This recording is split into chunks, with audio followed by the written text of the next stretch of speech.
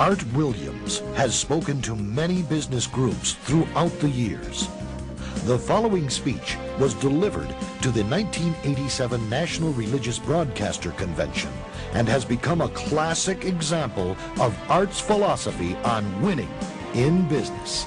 It is simply entitled, Do It. Dr. Jerry Falwell, Chancellor of Liberty University, introduces Art Williams. 15 years ago, he was a high school football coach. His wife, Angela, was teaching English in high school. He got an idea, just an idea. And 10 years ago, he turned that idea into a company, a concept, a practical concept. 10 years have passed. 150,000 people work for him now. Last year, he sold $77 billion worth of insurance. This year, $100 billion. That is more than Prudential and New York Life, number 1 and 2, combined in 10 years. He's from Monroe, Georgia. He has the dialect to prove it. He, this year, will sell $100 billion worth of insurance and revenues $2.5 billion. And he's just now beginning to dream, to plan, to go.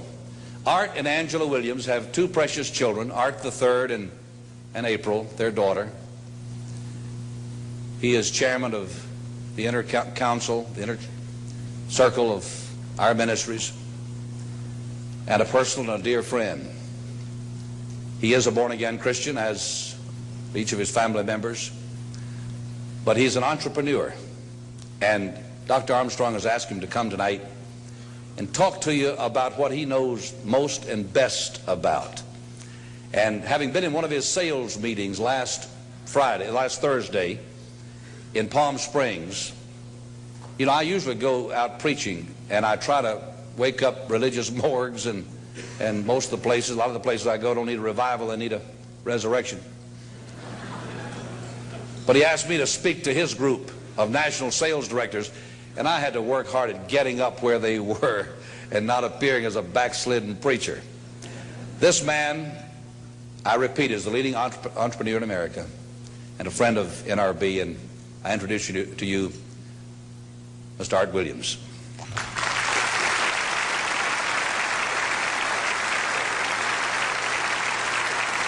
Thank you. Thank you, Jerry. And I tell you, I don't know if I've been this nervous in a long time. This is the most intimidating thing that I think's ever happened to me. An old dumb South Georgia football coach speaking to a bunch of TV personalities like many of you, many great evangelists in the audience, and who put me between Falwell and Swaggart on the same night just totally blows me away.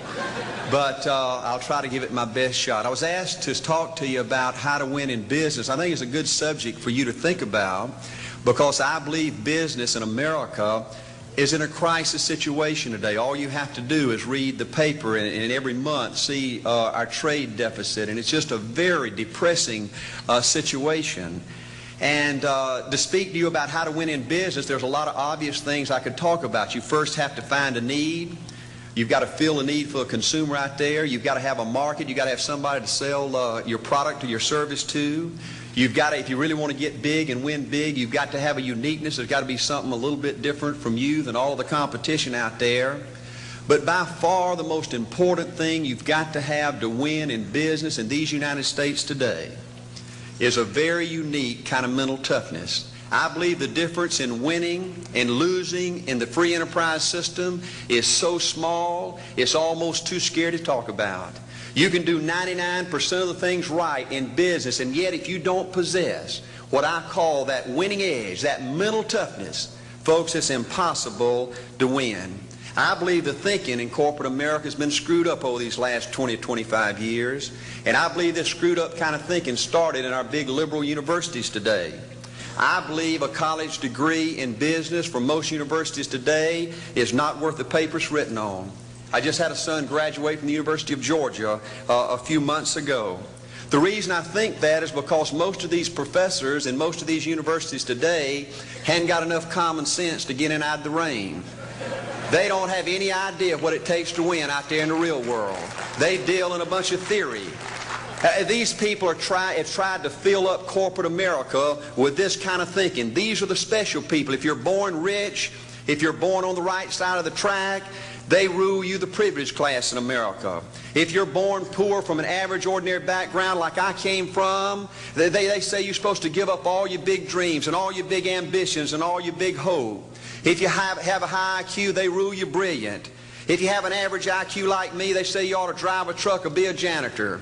Well, bull. That ain't the way.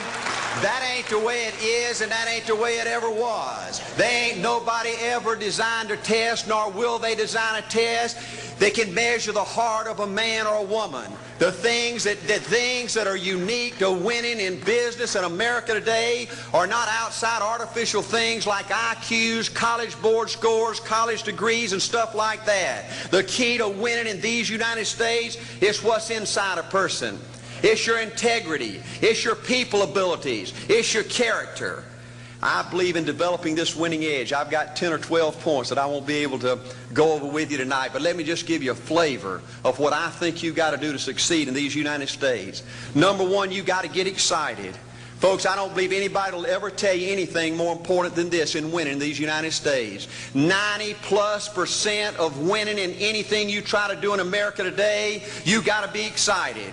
People in America won't follow or believe in a negative, dull, disillusioned, frustrated, dadgum crybaby. People want people that are positive and excited and enthusiastic and tough. The greatest definition I ever heard, I thought about this 10 million times when I wanted to quit along the way of a winner. This guy said almost everybody in America can stay excited for 2 or 3 months. A few people can stay excited for 2 or 3 years. But a winner will stay excited for 30 years or ever how long it takes to win. Another key to building this winning edge and this mental toughness is you've got to become a dreamer again. You know, I'm a Methodist, and we just changed ministers a few weeks ago, and our new minister came in, and the church was just packed. And the first thing he said, well, it looks like everybody came out to see the monkey perform.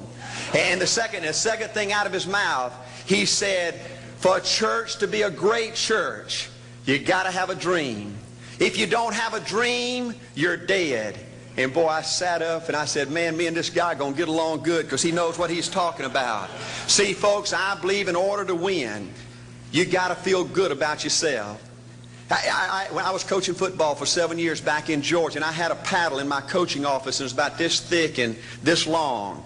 And in the fat end, I had little holes bored in it so you could really get some speed and blister their little butt, you know, when they misbehaved. And I had a rule on my football team that if any kid said, I can't, if any football player heard one of my football players said, I can't, he got to bring him in the coach's office and give him 3 licks. And it took me about a month to get all that thinking out of my players every year, you know, and I'd have football players knock on my door at recess and at lunch and after school. And he said, Coach, he said it.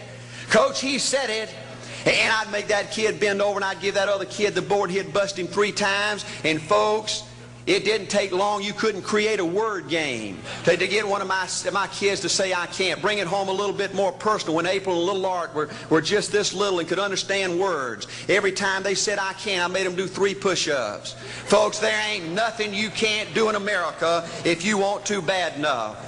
Another key in building this winning edge is, folks, you got to stand for something. People in America, the good people in America, are fed up with these dadgum fence sitters and mealy mouths.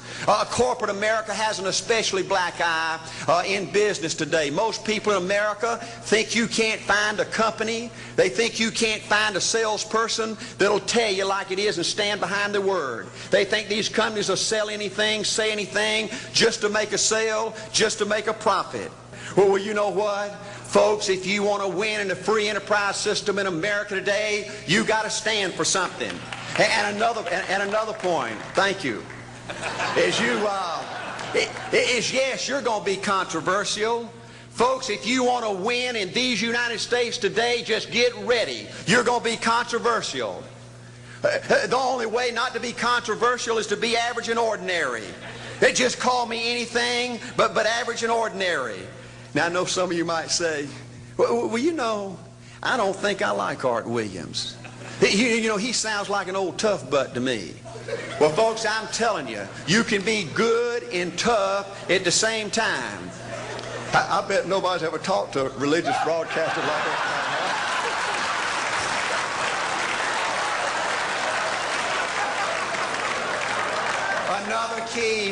Another key to developing this winning attitude that'll give you a chance to do something great in American business is, folks, you've got to make a total commitment to what you're about. Do you know the American people have lost their toughness? They've lost their ability to make a commitment. See, folks, in trying to win in business, you're just going to have so many false starts. You think you get it going time after time, and you just get knocked back to ground zero, and it's your ability to compete, to pick yourself up off the mat one more time, to go for it one more time, that's going to determine success or failure. You know, we've got a divorce rate in America some 50% right now. You know, it just seems like that people that go in business today, they have an attitude, well, I'm going to stick my toe in it. If I start making all this money, get all these promotions, then I'll see this thing through. Well, folks, that's not the way it works. The first step to winning in business in America today is you've got to make a total commitment. Total commitment gives you that little extra ounce of courage you need to fight back through the tough times. Winning in business demands the same kind of commitment that winning in marriage demands. You know, I fell in love with my wife in the 2nd grade. Only girlfriend I ever had. We ran off and got married our freshman year, had both of our children before we left college. We're true business partners in marriage. We go everywhere together. I spend more time with her, been married to her 26 years, now I got 2 grandbabies, love her more today than I ever have. But I don't like her all the time. There's a bunch of times every day that I don't like her. I'm a nut about brushing my teeth. You know, if I can get the toothbrush, I'll brush my teeth 4, 5, 6 times a day. And Angela's always forgetting everything, you know. And she always leaves the cap off the toothpaste, you know. And when I go in there to brush my teeth, the cap's off. It's got that hard little crust around the edge. You know, it just burns me more than I can tell you, you know. And I get on Angela's nerves about a lot of things. You know, we were having dinner last week, and every time we get through, Angela kicks me under the table, you know, and gets me back in my room and says, "Art, you ain't got no class." You know, I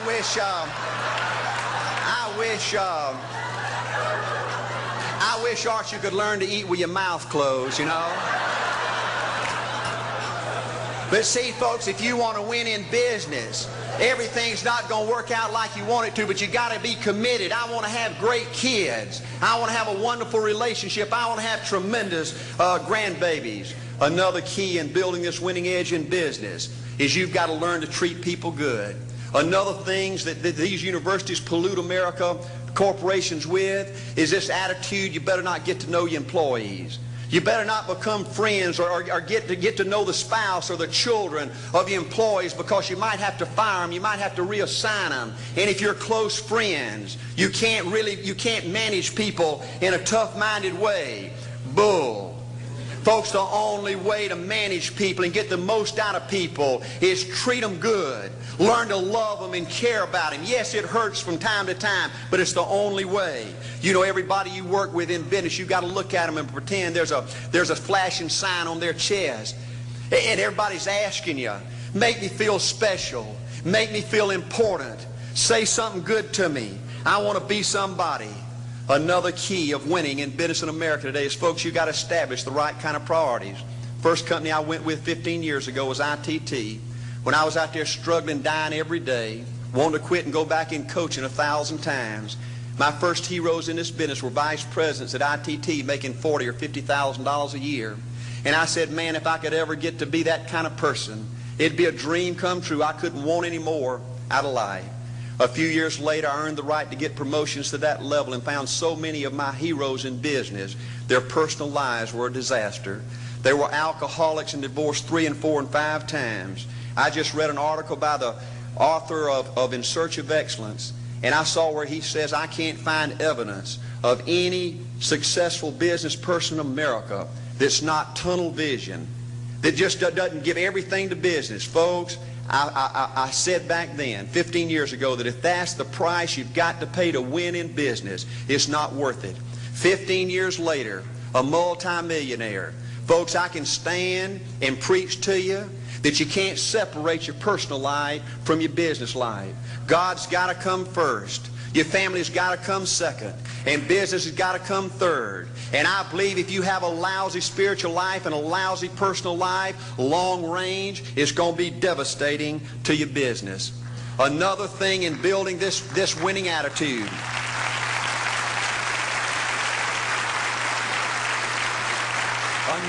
Another thing in building this winning attitude in business. I see tall people make it big in business and short people, dumb people and smart people, fat people and skinny people. But if you cut open the winners in business, I see a heart of a champion. And all these people are competitors and they don't quit. I believe desire and will to win is everything. I don't know why I'm like I am, but my butt's always burning. There's always something say, Art, dadgummit, you're supposed to go for it. Art, dadgummit, you're supposed to be somebody. You're supposed to make a difference with your life. What does the $500,000 a year person do? The $50,000 a year person doesn't do. You look at the outside and study those two individuals, everything seems to be the same. They both are the same sex, they both are the same age, they have the same training, the same positions, the same contract, the same fringe benefits. They both are successful, they work hard, they're good family people, make tough commitments. But what's the difference? What does the $500,000 a year person do? The $50,000 a year person doesn't do. He pays the price and a little bit more. He works hard and a little bit more. He's loyal to the company and a little bit more. He believes in a little bit more. He makes money and a little bit more. He saves money and a little bit more. If you want to win in these United States, you got to be tough and you can't quit. The last thing I'll talk to you about today in building this winning edge is, folks, if you want to win in business, you got to be a leader. Leadership is everything. You show me anything in these United States that win, I'll show you a leader at work. You show me a successful church, Boy Scout troop, club, football team, business, I'll show you something run by a leader. See, I thought at one time in my life you had to be smart to win. I used to have these smart people that dress so pretty and talk so pretty and use these big words. They just intimidated me. And I said, Art, you can't ever be that good. Why don't you just throw in the towel and go on back and coach football for a living? And I found two things out about smart people. I think it's almost impossible for a smart person to win in business in America today. Because I find smart people spend their whole lifetime figuring things out. They're always trying to figure out an easier way and a quicker way. And another thing I found out about smart people is they just don't get around to doing nothing. And see, somebody like Art Williams, everybody said, well, he can't do it. And somebody like that can't do it. But he does it. See, folks, I want you to know almost everybody in America almost does enough to win. They almost get there. They almost are over the hump. They almost have it going. They almost, in everything they do, almost is a way of life to almost everybody in America. But the winners do it. What do? They do whatever it takes to get the job done. They do it and do it and do it and do it and do it until the job gets done. And then they talk about how great it is to be somebody they're proud of. We need leaders in America who can do it. If you want to become somebody, do it. If you want to go in business for yourself, do it. If you want to become financially independent, do it. I hear too much talk in these United States. Everybody can talk a good game. We need people in America who can do it. I go all over this country with A.O. Williams, and I have people say, Art, you can count on me. Wonderful. Just do it. Art, I guarantee you this is my last stop. I'm going to win now. Super duper. Just do it. Art, if I could just have one good month and get the ball going, I know I could make it big. Super. Just do it. Art, if I could just pay off this debt, I could really go. Great. Just do it. Art, if I could just sell my house. Do it. But houses ain't selling. Do it anyway. Art, I'm not making any money. What can I do? You just do it. Do what, Art? You do it and do it and do it. Art, I guarantee I'm going to win this contest. Super duper. Just do it. Art, I'm over the hump now. Watch my smoke. Great. Just do it. Art, I want to make it so bad I can taste it. What I do? You just do it. Art, I'm a vice president now. Can I quit doing it? No. Art, I don't know if I can keep on keeping on. I'm really hurting. What I do? You just do it. Do what, Art? You do it and do it and do it. Art, all my life I wanted to be somebody important. Well, what do it then? All right, I'm going to save money so I don't have to go through this again. Great. Just do it. All right, I don't feel like I've had enough training. What I do? You just do it. All right, my manager don't give me no help. What I do? You just do it. All right, you don't understand. I was Mr. Everything at my former company. You don't mean I have to start off down at the bottom and do it, do you? Yep, you really got to do it. All right. All right, what's the primary difference between winners and losers? The winners do it. They do it and do it and do it and do it until the job gets done.